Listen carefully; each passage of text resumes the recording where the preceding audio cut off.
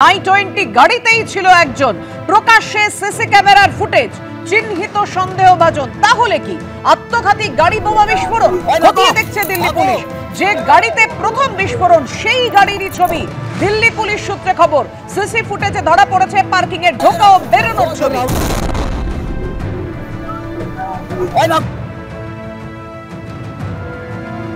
অর্থাৎ যে গাড়িতে বিস্ফোরণ সেই গাড়িরই ছবি। দিল্লি পুলিশ সূত্রে খবর, দেখাচ্ছি আপনাদের সেই ছবি। প্রকাশ্যে এলো সিসি ক্যামেরার ফুটেজ। আমাদের সঙ্গে রয়েছেন আমাদের প্রতিনিধি বিজেন্দ্র সিংহ। বিজেন্দ্র, একেবারে এই মুহূর্তের আপডেট দাও।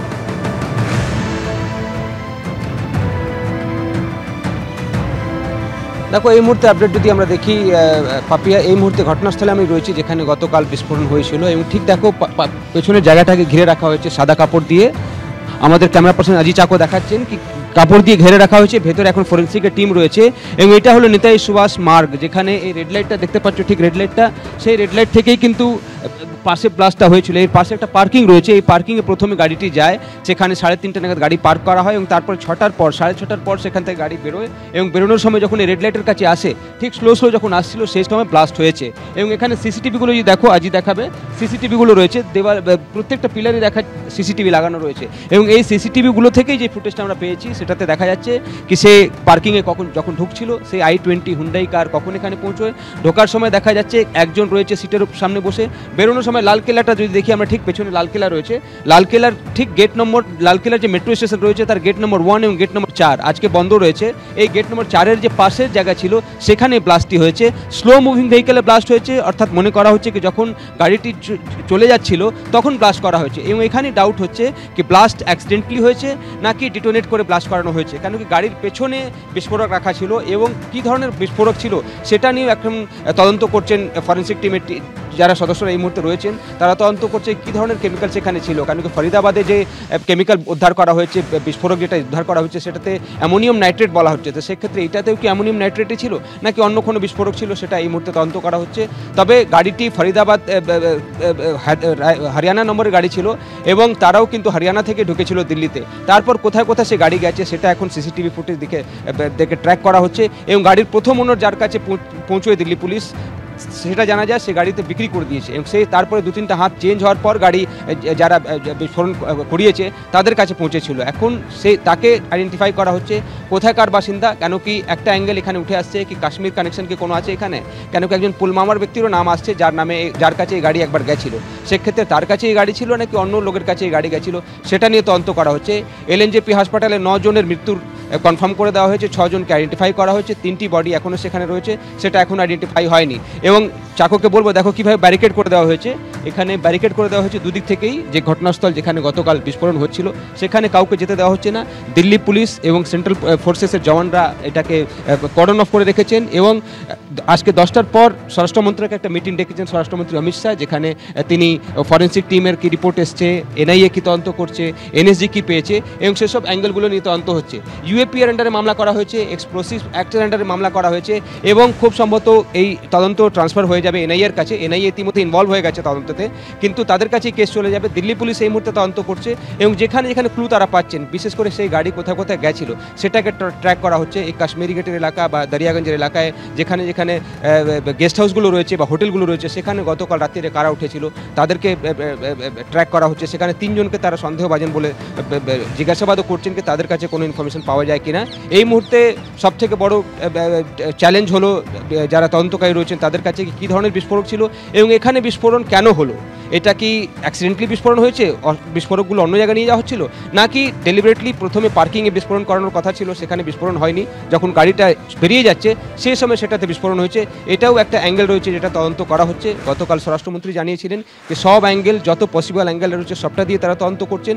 এবং এই ধরনের বিস্ফোরণ কয়েক বছর পর দিল্লিতে দেখা গেছে। এর আগে আমরা দেখেছিলাম দিল্লি হাইকোর্টের বাইরে ব্লাস্ট হয়েছিল, এবং তার আগে যে ব্লাস্টগুলো হয়েছিল সেটা এক দশকের আগের ব্লাস্টগুলো। এই ধরনের এত বড় ব্লাস্ট কিন্তু লাস্ট আমরা কয়েক বছর দেখিনি দিল্লিতে, যেভাবে গতকাল ব্লাস্ট হয়েছে লালকেল্লার ঠিক যে পার্কিংয়ের সামনে যে সুভাষ মার্গ রয়েছে, যে রেড লাইট রয়েছে, সেই রেড লাইট থেকে যখন গাড়ি সামনে উঠছিল, এই রেড লাইটটা দেখতে পাচ্ছ, এই রেড লাইটটা যেটা রয়েছে এই মুহূর্তে, এই রেড লাইটের কাছেই কিন্তু যখন গাড়ি বেরিয়ে যায় পার্কিং থেকে স্লোলি যখন মুভ করছিল, কেন কি সেই সময় অনেক ভিড় থাকে এই চাঁদনি চৌক এলাকাতে, লালকেল্লার এলাকাতে প্রচুর ভিড় হয় সন্ধ্যেবেলা, এই রাস্তার বনেট টু বনেট গাড়িগুলো এখানে চলে, এবং সেই সময় ব্লাস্ট হয়। যে ব্লাস্টে দেখা গেছে প্রথমে যে হুন্ডাই গাড়ি ছিল সেটাতে বিস্ফোরণ হয়, আশেপাশে যে গাড়িগুলো ছিল সেটা পুড়ে যায়, 3টে যে রিক্সা ছিল তাদের মধ্যে যারা ছিলেন তারা আহত হন, এবং আহতদেরকে LNJP হাসপাতাল পাশেই রয়েছে সেখানে নিয়ে যায়।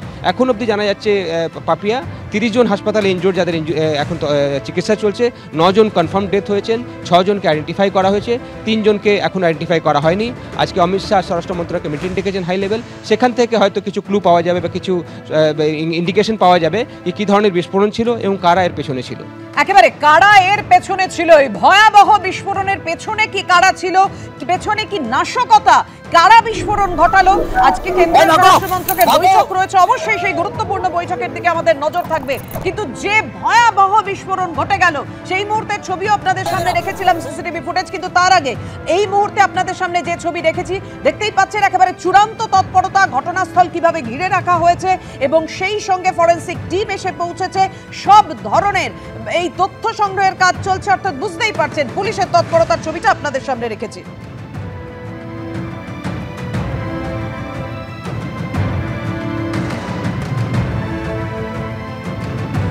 আমি এখানেই সমীর বাবুর কাছে আসবো। সমীর বাবু, এরকম হাই সিকিউরিটি একটা জোন, সেখানে খুব স্বাভাবিকভাবেই নিরাপত্তার ছবিটা যে অত্যন্ত করা থাকবে, এটাই তো স্বাভাবিক। সেখানে এইরকম ভয়ঙ্কর একটা বিস্ফোরণ ঘটলো কি করে? এবং তারপর দেখুন প্রায় 3 ঘন্টা ধরে গাড়িটা দাঁড়িয়েছিল।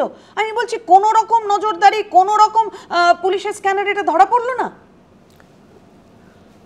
ধরা পড়েনি বলেই তো এখন আমরা আলোচনায় বসেছি, ধরা পড়লে তো আর আলোচনায় বসতে প্রয়োজন হতো না। হ্যাঁ, তাহলে তো বিস্ফোরণটাই ঘটতো না, সেই কারণেই তো জানতে চাইছি। প্রথম কথা হচ্ছে যে এই যে 3 ঘন্টা গাড়িটা ছিল, তাদের ওখানে কোনো রকম কেউ ছিল কিনা ভেতরে, গাড়ির ভেতরে যদি বা না থাকে, 3 ঘন্টায় কি এই লোকটা এই গাড়ির মধ্যেই বসেছিলেন না, তিনি বাইরে বসে আবার এদিক ওদিক করেছেন, কিংবা আদমিও চেঞ্জ হতে পারে যদি সেই সময় গাড়িটাকে অন্য কেউ এসে হয়তো তাকে এই অ্যাকশনটা করিয়েছে। এই ধরনের প্রশ্নগুলো কিন্তু আমি জানি না, আমার মাথায় আসছে। কারণটা হচ্ছে যে যখনই ওই 2900 কিলো সিজ করা হলো, সঙ্গে সঙ্গে এটা কিন্তু it is a sort of retaliation, যে এরা প্রস্তুত ছিল কোনো একটা অ্যাকশানের জন্য, সেটা যেখানেই হোক। এরা এই রেড ফোর্টটার ওই এরিয়াটাকে ওরা করে নিয়েছে, কারণ সন্ধ্যাবেলায় ওখানে নর্মালি ভিড় হয় ওই জায়গাটায়। এখন দ্বিতীয়ত যেটা হচ্ছে সেটা হচ্ছে যে আমাদের যারা বলছেন যে ভিআইপি এরিয়া অ্যান্ড অল, তাদের যেই ভয়, আমি বলবো যারা প্রশাসনে আছেন, যারা ডেমোক্রেটিক ওয়ে কিংবা যেভাবে যারা এখন ক্ষমতায় আছেন, প্রত্যেকটা নাগরিকের তাদের রক্ষা করার একটা দায়বদ্ধতা রয়েছে। It is an onerous responsibility for every man in power. সুতরাং সেই জায়গাটা এফর্টটা আমাদের, আজকে যদি আমরা সেই যেখানে ডিপ্লোম্যাটিক এনক্লেভ রয়েছে তার যদি চারদিকে আমরা ঘিরে ধরি, সেটা নয়, একটা ছোট্ট একটা সেগমেন্ট হবে। আজকে যে জায়গাটায় হচ্ছেন, আজকে এখানে যেটা অনেকেই বলছেন যে এটা অমিত শাহ আমার তার রেজিগনেশন চাই, এই চাই ওই চাই। প্রশ্ন উঠছে যে দুজন সিপি আছেন, হোয়াট এক্স্যাক্টলি তারা কি করেছেন এতদিন ধরে। পুলিশ যত ওপরেই যাবেন তাদের মধ্যে কমপ্লাসেন্সি এসে যায়, আর যখন রিটায়ারমেন্টের টাইমটা আসে তখন দেখা যাচ্ছে যে পলিটিশিয়ানদের আগে পিছিয়ে ঘুরতে থাকে, যাতে পরবর্তীকালে। অর্থাৎ দিল্লি পুলিশের ভূমিকা নিয়ে আপনি প্রশ্ন তুলছেন।